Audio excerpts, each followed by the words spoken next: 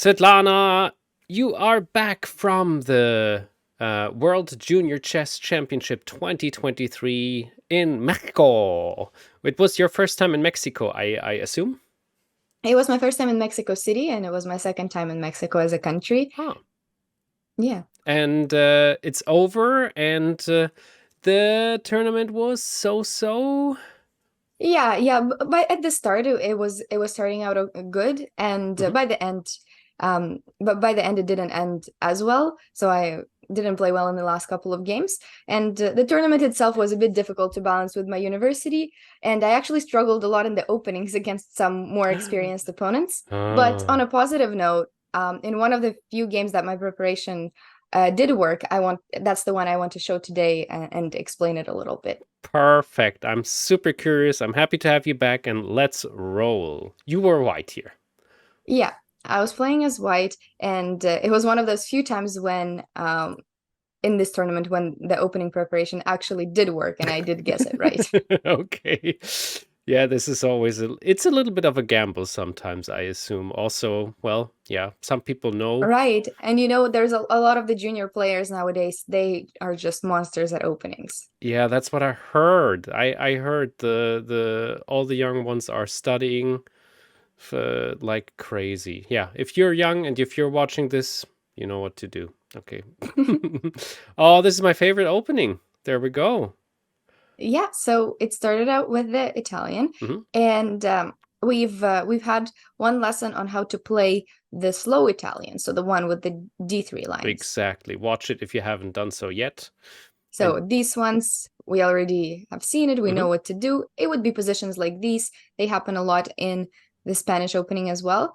So, but instead in this game, I decided to do something different, which my opponent didn't expect, and it was to play the Italian with the D4 line. So Mhm. these lines are known to be a bit more, like it leads to a more open game, and it's a bit more forcing.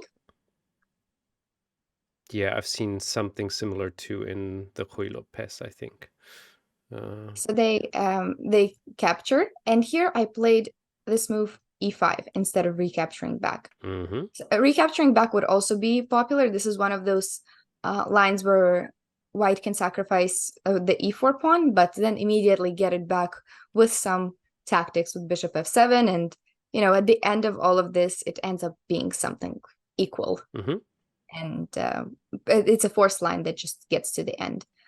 So I wanted to keep the game a bit more complicated. And this is actually, you mentioned that it's similar to one more opening. And I think I know what you mean. And this is the one that this is similar to. It actually transposes exactly into another opening, Mm-hmm. and it would be the Scotch Gambit, actually. That was it, probably. Yeah. Okay, Yeah. yeah, I couldn't figure it out. Yeah, So if but true. Yeah. if we start with d4 and then play the c3 line against bishop c5, then we can actually get to the exact How same funny. position Yeah, and have. true. Yes. The more I'm in the last years I'm learning about openings, the more I can see that a lot of openings are transitioning into, yeah, the same opening from another game. Right. So it would have been the exact same position, and I liked it because, as you know, I really like the Scotch Gambit as well. And so the opponent played d5. Here it's still, of course, theory, but it's a tempting thing to think about taking the knight and exchanging it for the bishop. Do you think that white should do that? Have you ever had this particular variation in your Fritz trainer? Or I think I did. hmm. I think I I covered I should covered remember the that. Scotch Gambit there, so I think I would have shown something like this. So I think both is possible, but one is very confusing and one is very subtle, I think. Something like that. So usually we don't take. Usually we Oops. play bishop b5, and that's what I do. That's what I did in the game as well. Uh-huh. And if we take, it actually leads to a worse version of that. And we exchanged a bishop for a knight, so that's a first minus in our position. And the bigger one is that black's pieces will get activated here on the g file, and our king, that's the place where it's going to castle. So this would be better for black.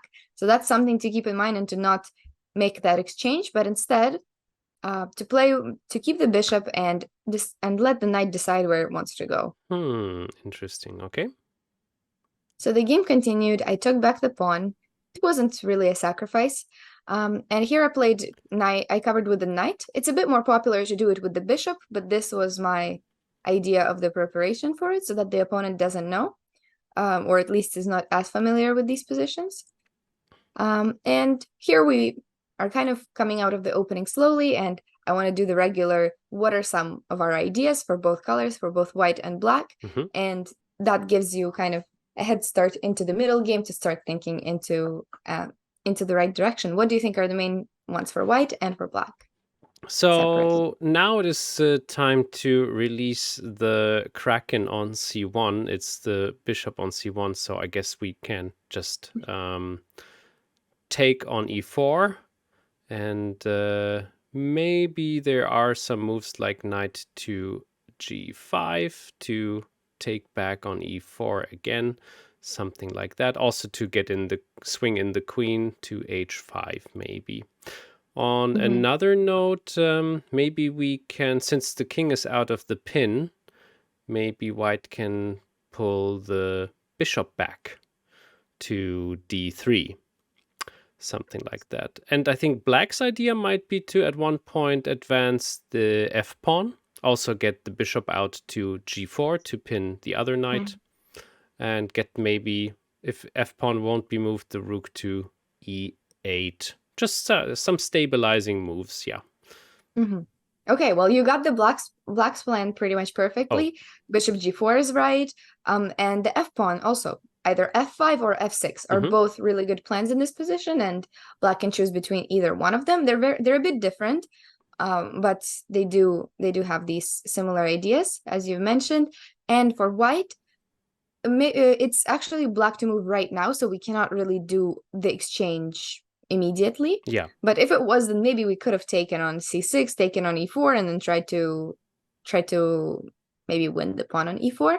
So as white, you want to try to maintain the pressure in the center, and also taking on c6 at a convenient moment could be a good plan, because that leaves us that would leave black with 3 weaknesses. Yeah. Well, not 3 at first, but if one of them starts becoming under attack, then the rest of them will be lost as well.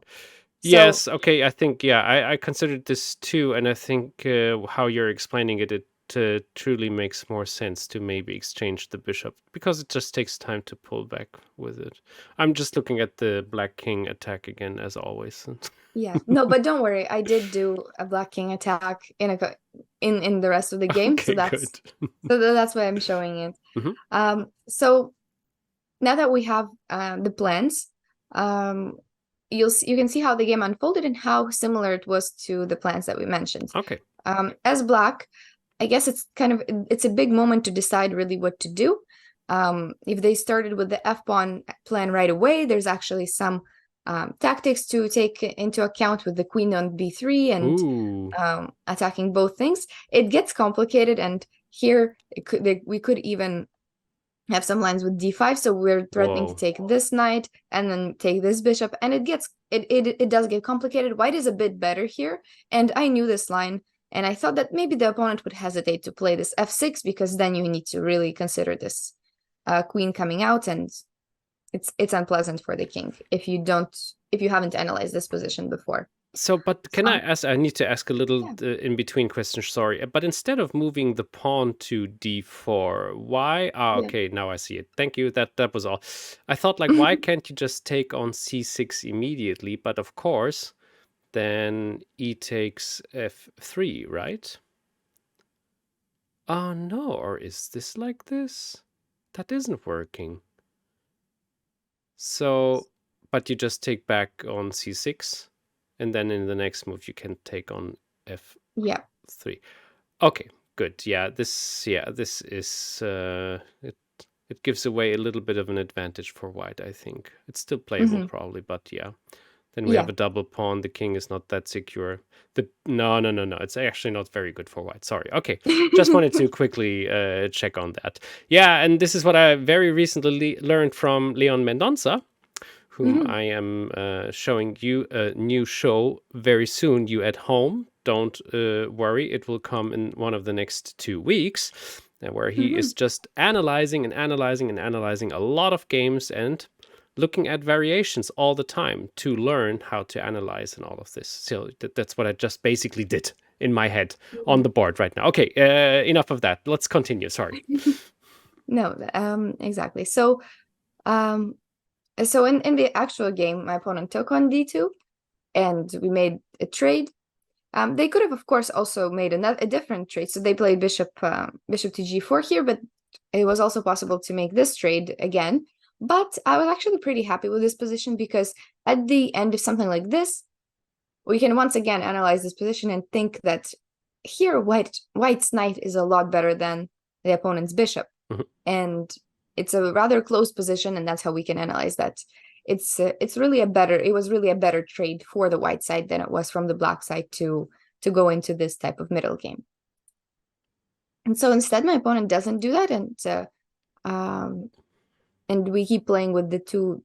I have the 2 bishops and a knight, and they have the 2 knights and a bishop, which so far doesn't make a huge difference, but it will in a bit.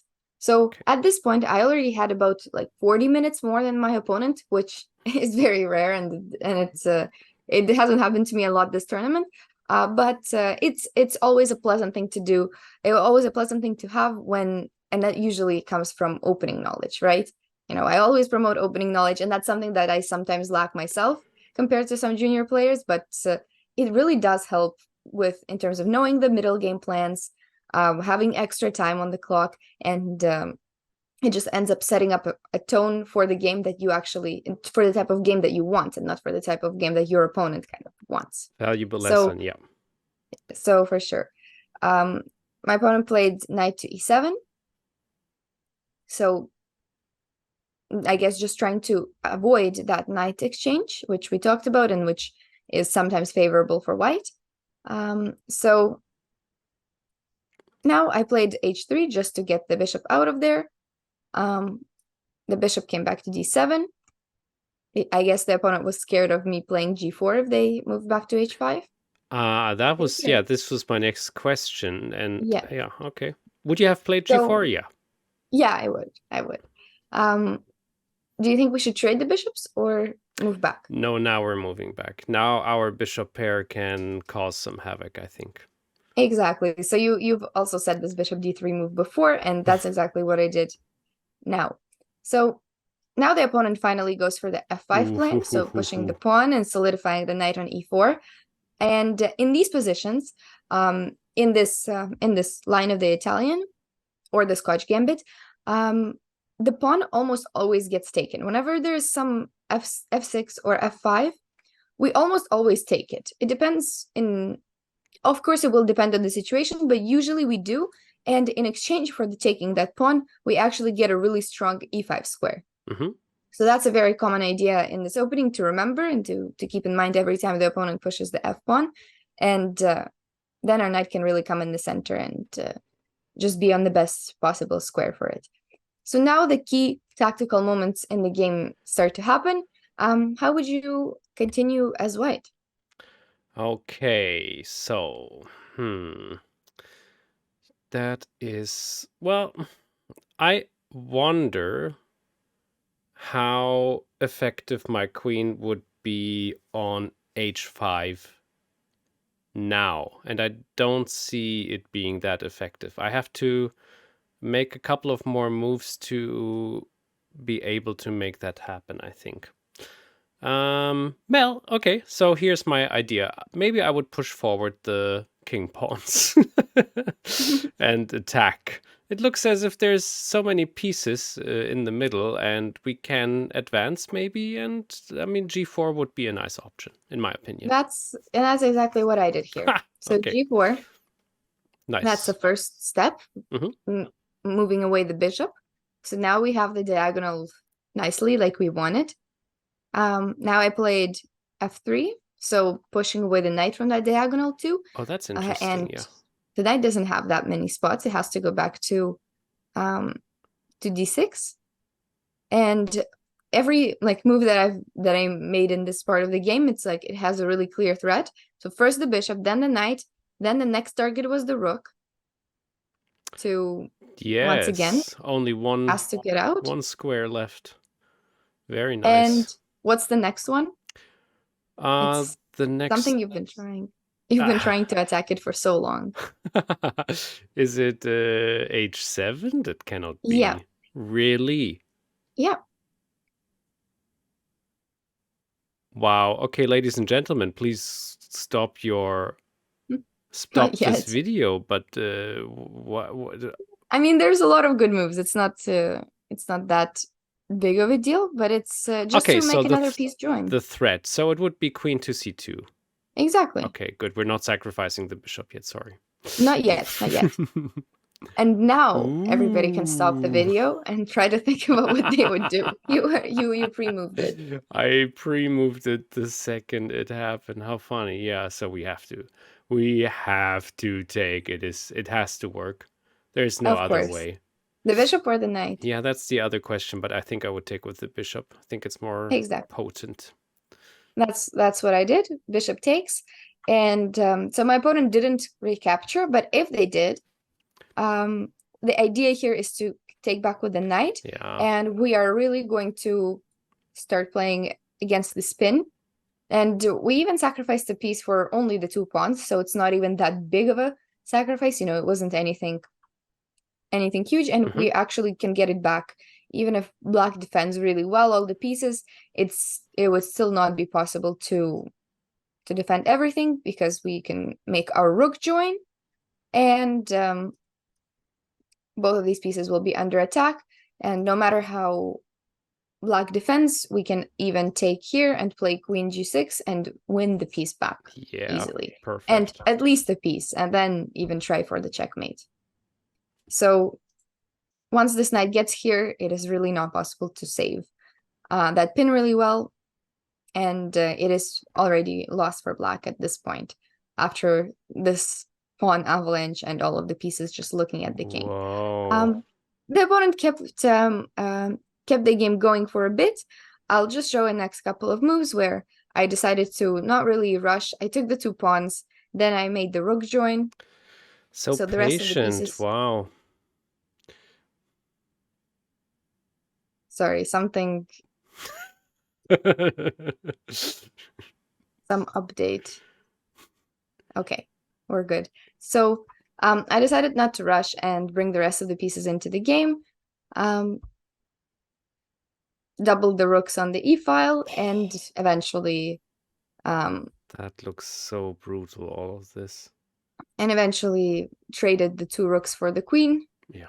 And but unfortunately, it wasn't queen against 2 rooks, but also the 2 bishops, which is already too much to deal with. And eventually I won the game. So Congrats. It was one of those few times where where the opening kind of transformed into a good attack in the middle game. And it's because the opponent didn't put up the most resistance out of the opening, it was really, really hard to defend after that, and to already stop the attack. So that was one of my better games out from that tournament. Of course, there were a lot of other interesting ones, but this one was really my favorite because it started right from the start and it really went my way from the beginning. Nice. Excellent. Quick questions about Mexico. Did you meet up with a couple of friends from the US and other countries? Yeah, I did meet up with some friends from the US. I saw the Canadians, and I see a lot of players who went into chess universities at the US. So that's who I was hanging out with, and of course I met a lot of new people too from the tournament. And it was a really nice event for it was for under 20 years old. It was the junior championship, so I got to meet all the people in my age category for one last time. Oh, it's over. Well, not the last time, but the last time in the junior Absolutely, I know what you mean. It was my last year for being under 20. Fantastic. Okay, Svitlana, this was super, super cool and interesting. Thank you, everybody, for watching. We see each other soon enough again. Bye-bye.